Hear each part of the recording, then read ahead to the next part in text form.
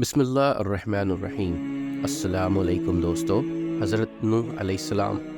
حضرت نوح کا تذکرہ قرآن مجید میں 42 جگہ آیا ہے۔ حضرت آدم کی اولاد دنیا میں خوب بڑی، آہستہ آہستہ یا خدا کو بھولتے گئے جس نے اسے پیدا کیا تھا اور جو ان کا پالنے والا ہے، اور شیطان کے بہکائے میں آنے لگے جس نے حضرت آدم علیہ السلام کو جنت سے نکلوا دیا تھا۔ شیطان کے بہکائے میں آ کر یہ لوگ بتوں اور آگ سورج وغیرہ پوجنے لگے اور ایک خدا کے بجائے مٹی اور پتھر کے بہت سے خدا بنا لیے۔ اپنے ہاتھ سے اپنا خدا بناتے اور پھر ان سے مانگتے، حالانکہ یہ مٹی اور پتھر کے خدا اپنے لیے بھی کچھ نہ کر سکتے تھے، ان کے لیے کیا کرتے۔ اللہ تعالیٰ نے جو اپنے بندوں سے بڑی محبت رکھتا ہے، اس کو یہ کبھی گوارا نہیں کہ اس کے بندے شیطان کے بہکائے میں آ کر اللہ کے علاوہ کسی اور کی عبادت کرنے لگے اور اس کی سزا میں مرنے کے بعد دوزخ میں جلے۔ اللہ پاک نے حضرت نوح علیہ السلام کو اپنا نبی بنا کر بھیجا۔ اس زمانہ میں لوگوں کی عمریں بہت بڑی بڑی ہوتی تھیں۔ حضرت نوح علیہ السلام 950 سال تک اپنی قوم میں وعظ کرتے رہے کہ اے لوگو، صرف ایک اللہ کی عبادت کرو اور میرا کہا مانو، وہ تمہارے گناہ بخش دے گا۔ لیکن لوگوں نے حضرت نوح علیہ السلام کی باتوں کو نہ مانا اور اپنے کانوں میں انگلیاں دے لیں اور کپڑے اوڑھ لیے تاکہ حضرت نوح علیہ السلام کی آواز کانوں تک نہ پہنچے۔ حضرت نوح علیہ السلام نے ہمت نہ ہاری، وہ برابر سمجھاتے رہے اور کہتے رہے، اے لوگو، اللہ سے معافی مانگو، وہ بڑا معاف کرنے والا ہے۔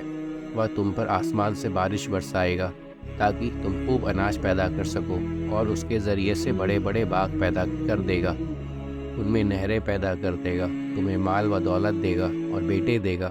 تمہیں کیا ہو گیا ہے کہ تم خدا کو نہیں مانتے؟ حالانکہ اس نے آسمان بنائے، چاند اور سورج بنائے، اس نے تم کو مٹی سے پیدا کیا اور پھر اسی مٹی میں ایک دن تم مل جاؤ گے، اور پھر قیامت کے دن اسی مٹی سے تم کو دوبارہ زندہ کرے گا۔ لیکن لوگوں نے اپنے بتوں کو نہیں چھوڑا اور حضرت نوح علیہ السلام سے کہنے لگے کہ ہم اپنے بتوں کو ہرگز نہ چھوڑیں گے، اور ہم تو تم کو اپنے جیسا آدمی دیکھتے ہیں، اور تمہارا کہنا بھی صرف چند غریب لوگوں نے مانا، اور ہم تو تم کو جھوٹا سمجھتے ہیں۔ حضرت نوح علیہ السلام نے کہا کہ اے میری قوم، میں تم کو جو نصیحت کرتا ہوں اس کے بدلے میں تم سے کوئی مال و دولت نہیں چاہتا، اور جو غریب آدمی مسلمان ہوئے ہیں اور اللہ پر ایمان لائے ہیں، ان کو میں اپنے پاس سے تمہارے کہنے سے نکالوں گا نہیں۔ اگر میں ان کو اپنے پاس سے نکال دوں تو خدا کے عذاب سے مجھے کون بچائے گا؟ اگر میں ایسا کروں گا تو بہت ناانصاف ہو جاؤں گا۔ ان کی قوم کے لوگوں نے کہا کہ اے نوح، تم نے ہم سے جھگڑا بہت کر لیا۔ اگر تم سچے ہو تو جس عذاب سے تم ہم کو ڈراتے ہو وہ لے آؤ۔ حضرت نوح علیہ السلام نے کہا کہ جب اللہ پاک چاہیں گے عذاب لے آئیں گے۔ اللہ تعالیٰ نے حضرت نوح علیہ السلام کا وحی کے ذریعے سے حکم بھیجا کہ تمہاری قوم میں جو لوگ ایمان لا چکے ہیں ان کے علاوہ اور کوئی ایمان نہ لائے گا۔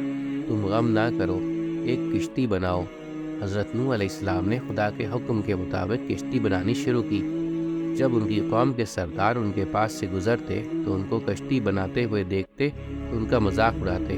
حضرت نوح علیہ السلام ان کے مذاق کے جواب میں کہتے کہ آج مذاق کر لو، کل جب تمہارے اوپر عذاب آئے گا تو اس وقت ہم تمہارا مذاق اڑائیں گے۔ آخر اللہ تعالیٰ کا عذاب اس کے وعدے کے مطابق آیا۔ زمین سے پانی نکلنا شروع ہوا اور آسمان سے بارش آنی شروع ہوئی۔ اللہ تعالیٰ نے حضرت نوح علیہ السلام کو حکم دیا، سب جانوروں کا ایک ایک جوڑا کشتی میں سوار کر لو، اور جو لوگ تمہارے اوپر ایمان لائے ہیں یعنی مسلمان ہو گئے ہیں ان کو سوار کر لو۔ حضرت نوح علیہ السلام نے اس کشتی میں سوار ہونے والوں سے کہا کہ اللہ تعالیٰ کا نام لے کر اس کشتی میں سوار ہو جاؤ، اس کا چلنا اور ٹھہرنا اسی کے ہاتھ میں ہے۔ اللہ تعالیٰ بڑا بخشنے والا مہربان ہے۔ کشتی ان سب کو لے کر لہروں میں چلنے لگی تو اس وقت حضرت نوح علیہ السلام نے اپنے بیٹے سے کہا، اے بیٹا، ہمارے ساتھ سوار ہو جاؤ اور کافروں کے ساتھ مت ہو۔ اس نے کہا میں کسی پہاڑ پر چڑھ جاؤں گا اور وہ پانی سے بچا لے گا۔ حضرت نوح علیہ السلام نے کہا کہ آج خدا کے عذاب سے سوائے خدا کے کوئی بچانے والا نہیں۔ اتنے میں دونوں کے درمیان ایک پانی کی لہر اٹھی اور وہ ڈوب گیا۔ پھر خدا تعالیٰ نے زمین کو حکم دیا کہ اپنا پانی نگل جا، اور آسمان کو بھی حکم دیا کہ پانی برسانا بند کر دے، یہاں تک کہ پانی خشک ہو گیا اور تمام کافر دنیا میں ختم کر دیے گئے۔ حضرت نوح علیہ السلام کی کشتی کوہ جودی پر ٹھہری حضرت نوح علیہ السلام نے اپنے پروردگار سے عرض کیا، اے میرے رب، میرا بیٹا بھی میرے گھر والوں میں سے ہے اور آپ کا وعدہ سچا ہے۔ یعنی حضرت نوح علیہ السلام کا مطلب تھا کہ اے اللہ تعالیٰ، آپ نے وعدہ فرمایا تھا کہ تیرے گھر والوں کو اس طوفان سے بچا لوں گا، پھر میرا بیٹا کیوں ڈوبا؟ تو خداوند تعالیٰ نے فرمایا کہ اے نوح، تیرا بیٹا تیرے گھر والوں میں سے نہیں تھا، کیونکہ اس کے عمل اچھے نہیں تھے۔ میں تو اس کو نصیحت کرتا ہوں کہ ایسی بات نہ کر جو تیرے علم میں نہیں، اس لیے کہ کنعان اللہ کے علم ازلی میں کافر تھا اور یہ بات نوح علیہ السلام کے علم میں نہ تھی۔ حضرت نوح علیہ السلام نے اللہ پاک سے توبہ کی اور اپنے کہنے کی معافی چاہی۔ اللہ پاک نے ان کو معاف کر دیا اور حکم دیا کہ اے نوح، ہماری طرف سے سلامتی اور برکتوں کے ساتھ اتر۔ اس کے بعد حضرت نوح علیہ السلام کی امت سے دنیا بسی اور آہستہ آہستہ ان کے بال بچے آباد ہوتے گئے۔ یہ سب لوگ خدا تعالیٰ کی اطاعت کرتے رہے۔ زمانہ گزرتا گیا اور آہستہ آہستہ شیطان نے پھر بہکانا شروع کیا، تو یہ لوگ خداوند تعالیٰ کو بھولنے لگے۔ حضرت نوح علیہ السلام جو اللہ تعالیٰ کے اتنے بڑے پیغمبر تھے، اپنے بیٹے کو اس کے برے کاموں کی وجہ سے اللہ تعالیٰ کے عذاب سے نہ بچا سکے۔